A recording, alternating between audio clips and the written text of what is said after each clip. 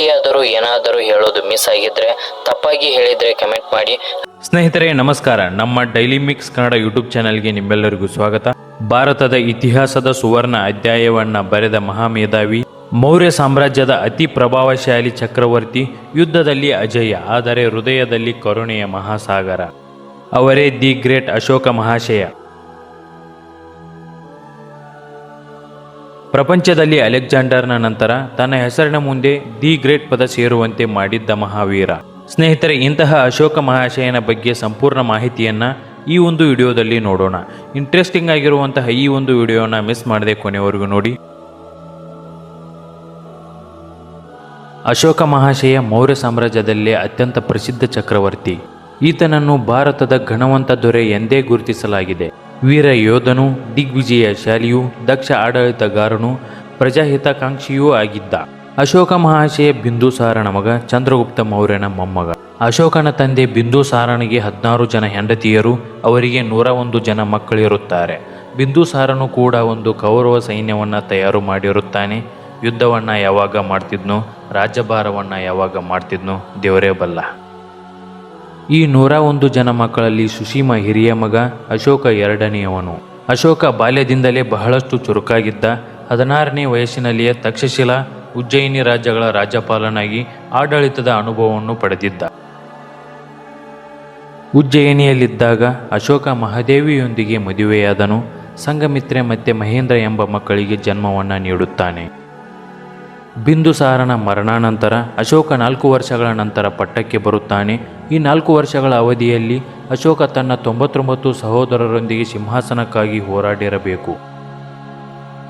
ಅಶೋಕನ ಆರಂಭಿಕ ಜೀವನದ ಬಗ್ಗೆ ತಿಳಿಸುವಂತಹ ದೀಪವಂಶ, ಮಹಾವಂಶ ಮತ್ತು ಶಿಲೋನಿನ ವೃತ್ತಾಂತಗಳು ಅಶೋಕ ತನ್ನ 99 ಸಹೋದರರನ್ನು ಸಂಹರಿಸಿ ಸಿಂಹಾಸನಕ್ಕೆ ಬಂದಿರಬೇಕು ಎಂದು, ಅಶೋಕ ಆರಂಭದಲ್ಲಿ ಕ್ರೂರಿ ಮತ್ತು ಚಂಡಾಲನಾಗಿದ್ದ ಎಂದು ತಿಳಿಸುತ್ತವೆ.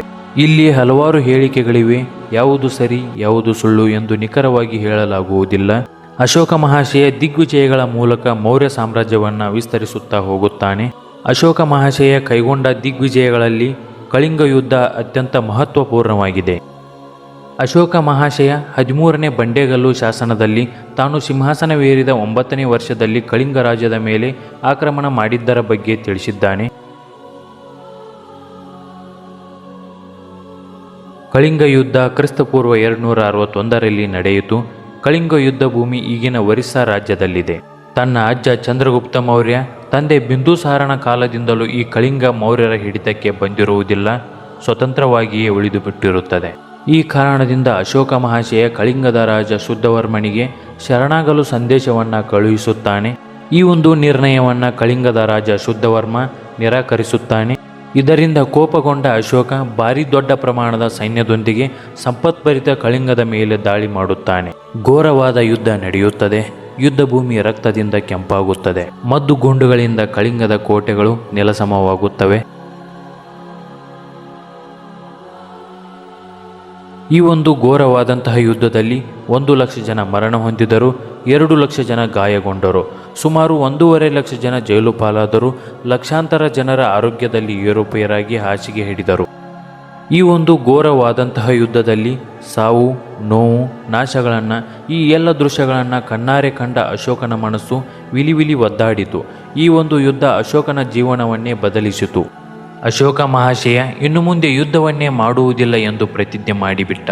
ರಕ್ತಪಾತದಿಂದ ಲಕ್ಷಾಂತರ ಜನರ ಸಮಾಧಿ ಮೇಲೆ ರಾಜ್ಯ ಕಟ್ಟುವುದು ನಿರರ್ಥಕ ಎಂದು ಅವನಿಗೆ ಅನಿಸಿತು. ರಕ್ತಪಾತ ಮತ್ತು ಹಿಂಸೆಯ ಮಾರ್ಗವನ್ನು ಬಿಟ್ಟ ಅಶೋಕ ಅಹಿಂಸೆಯ ಮಾರ್ಗವನ್ನು ಆಯ್ಕೆ ಮಾಡುತ್ತಾನೆ. ಖಡ್ಗವನ್ನು ಹಿಡಿಯಲಾರೆ ಎಂದು ಶಪಥ ಮಾಡಿ ಧರ್ಮ ವಿಜಯವನ್ನು ಆರಂಭ ಮಾಡುತ್ತಾನೆ.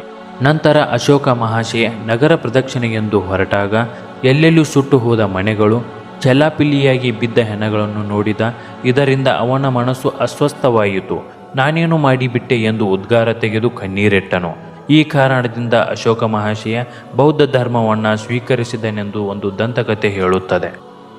ಮತ್ತೊಂದು ದಂತಕಥೆ ಹೇಳುತ್ತದೆ, ಅಶೋಕ ಗಲ್ಲಿಗೇರಿಸಿದ ಸಹೋದರರಲ್ಲಿ ಒಬ್ಬನ ಹೆಂಡತಿ ಗರ್ಭಿಣಿಯಾಗಿರುತ್ತಾಳೆ. ಪ್ರಾಣವನ್ನು ಉಳಿಸಿಕೊಳ್ಳಲು ಅರಮನೆ ಬಿಟ್ಟು ಓಡಿ ಹೋಗುತ್ತಾಳೆ. ಸಾಕಷ್ಟು ಪ್ರಯಾಣದಿಂದ ಅವಳಿಗೆ ಹೆರಿಗೆ ನೋವು ಬಂದು ಒಂದು ಗಂಡು ಮಗುವಿಗೆ ಜನ್ಮವನ್ನು ನೀಡುತ್ತಾಳೆ. ಆಶ್ರಮದ ಬ್ರಾಹ್ಮಣರು ಈ ರಾಜಕುಮಾರನಿಗೆ ವಿದ್ಯೆಯನ್ನು ಕಲಿಸುತ್ತಾರೆ. ನಂತರ ಈ ಬಾಲಕ ಅಶೋಕ ಮಹಾಶಯನ ಕಣ್ಣಿಗೆ ಬೀಳುತ್ತಾನೆ. ಆ ಬಾಲಕ ಆಶ್ರಮದಲ್ಲಿ ಬೆಳೆದಿದ್ದರಿಂದ ಮುನಿಯ ವೇಷದಲ್ಲಿರುತ್ತಾನೆ. ಅಷ್ಟು ಚಿಕ್ಕ ಬಾಲಕ ಮುನಿಯ ವೇಷದಲ್ಲಿರುವುದು ಅಶೋಕ ಮಹಾಶಯನಿಗೆ ಆಶ್ಚರ್ಯವನ್ನು ಉಂಟು ಮಾಡುತ್ತದೆ. ಕುತೂಹಲದಿಂದ ಅವನ ಪರಿಚಯವನ್ನು ಕೇಳಿದಾಗ ಅವನು ತನ್ನ ಸಹೋದರನ ಮಗನೆಂದು ತಿಳಿದು ದುಃಖಿತನಾಗುತ್ತಾನೆ ಮತ್ತು ಅವನನ್ನು ಅವನ ತಾಯಿಯನ್ನು ಅರಮನೆಗೆ ಕರೆದುಕೊಂಡು ಹೋಗುತ್ತಾನೆ. ನಂತರ ತನ್ನ ಮಕ್ಕಳಾದ ಸಂಘಮಿತ್ರೆ ಮತ್ತು ಮಹೇಂದ್ರ ಬೌದ್ಧ ಧರ್ಮವನ್ನು ಸ್ವೀಕರಿಸುವುದನ್ನು ತಿಳಿದ ಅಶೋಕ ಕೂಡ ಇವರೆಲ್ಲರಿಂದ ಪ್ರೇರೇಪಿತನಾಗಿ ಶಿಲೋನಿನಲ್ಲಿ ಬೌದ್ಧ ಧರ್ಮವನ್ನು ಸ್ಥಾಪಿಸುತ್ತಾನೆ. ಆಗಿನಿಂದ ಅಶೋಕ ಧರ್ಮಾಶೋಕ ಎಂದು ಪ್ರಸಿದ್ಧಿಯಾಗುತ್ತಾನೆ. ನಂತರ ಅಶೋಕ ಮಹಾಶಯ ದೇಶದಲ್ಲಿ ಮತ್ತು ವಿದೇಶಗಳಲ್ಲೆಲ್ಲ ಬೌದ್ಧ ಧರ್ಮವನ್ನು ಮತ್ತು ಅದರ ನೀತಿಗಳನ್ನು ಪ್ರಚಾರ ಮಾಡತೊಡಗಿದ. ಬೌದ್ಧ ಧರ್ಮದ ಅನುಯಾಯಿಗಳಿಗೆ ಸಾವಿರಾರು ಸ್ತೂಪಗಳನ್ನು ವಿಹಾರಗಳನ್ನು ಕಟ್ಟಿಸಿದನು. ಬಿಹಾರದ ಸಾಂಚಿಯ ಸ್ತೂಪದ ಮೊದಲನೆಯ ಸ್ತೂಪವನ್ನು ಅಶೋಕ ಮಹಾಶಯನೇ ಕಟ್ಟಿಸಿದ್ದು. ಅಶೋಕ ಮಹಾಶಯನು ತನ್ನ ರಾಜ್ಯದಲ್ಲಿ ಅಹಿಂಸೆಗಳನ್ನು ನಿಲ್ಲಿಸಿದ. ಪ್ರಾಣಿ ವಧೆ ಮತ್ತು ಪ್ರಾಣಿ ಹಿಂಸೆಗಳನ್ನು ರದ್ದು ಮಾಡಿದನು. ಪ್ರಯಾಣಿಕರಿಗೆ, ತೀರ್ಥಯಾತ್ರಿಗಳಿಗೆ ತನ್ನ ರಾಜ್ಯದ ತುಂಬೆಲ್ಲ ದಾರಿ ಉದ್ದಕ್ಕೂ ತಂಗುದಾಣಗಳನ್ನು ಕಟ್ಟಿಸಿದನು. ಜನರಿಗೆ ವಿದ್ಯಾಭ್ಯಾಸವನ್ನು ನೀಡಲು, ತನ್ನ ಪ್ರಜೆಗಳನ್ನೆಲ್ಲ ಶಿಕ್ಷಿತರನ್ನಾಗಿ ಮಾಡಲು ವಿಶ್ವವಿದ್ಯಾಲಯಗಳನ್ನು ಕಟ್ಟಿಸಿದನು. ರೈತರಿಗೆ ಅನುಕೂಲವಾಗಲೆಂದು ನೀರಾವರಿ ವ್ಯವಸ್ಥೆಯನ್ನು ಕೂಡ ಮಾಡಿಸುತ್ತಾನೆ. ಮನುಷ್ಯರಿಗೂ ಪ್ರಾಣಿಗಳಿಗೂ ಚಿಕಿತ್ಸೆಯನ್ನು ನೀಡಲು ಆಸ್ಪತ್ರೆಗಳನ್ನು ನಿರ್ಮಿಸಿದನು. ಅಶೋಕ ಮಹಾಶಯ ತನ್ನ ದೇಶಾದ್ಯಂತ ರಸ್ತೆಗಳನ್ನು ನಿರ್ಮಿಸಿದನು. ಅಶೋಕ ಮಹಾಶಯ ತನ್ನ ಒಟ್ಟು ಆಡಳಿತದ ಅವಧಿಯಲ್ಲಿ 84,000 ಬೌದ್ಧ ಸ್ತೂಪಗಳನ್ನು ನಿರ್ಮಿಸಿದ್ದ. ಅಶೋಕ ಅಂತಾರಾಷ್ಟ್ರೀಯ ಮಟ್ಟದಲ್ಲಿ ಬೌದ್ಧ ಧರ್ಮದ ಸಮ್ಮೇಳನಗಳನ್ನು ಏರ್ಪಡಿಸಿದ್ದ. ಹೀಗಾಗಿ ದೇಶದಲ್ಲಿ ಮಾತ್ರವಲ್ಲದೆ ವಿದೇಶದಲ್ಲೂ ಬೌದ್ಧ ಧರ್ಮದ ಪ್ರಚಾರವಾಯಿತು.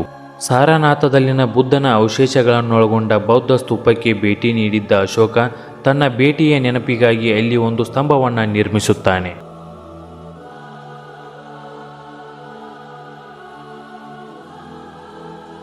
ಈ ಸಾರನಾಥದ ಅಶೋಕ ಸ್ತಂಭದಲ್ಲಿರುವ 4 ಸಿಂಹಗಳನ್ನು ನಮ್ಮ ದೇಶದ ಲಾಂಛನವನ್ನಾಗಿ ಮತ್ತೆ ಅಶೋಕ ಸ್ತಂಭದಲ್ಲಿರುವ ಚಕ್ರವನ್ನು ನಮ್ಮ ದೇಶದ ಬಾವುಟದಲ್ಲಿ ಸೇರಿಸಿದ್ದಾರೆ.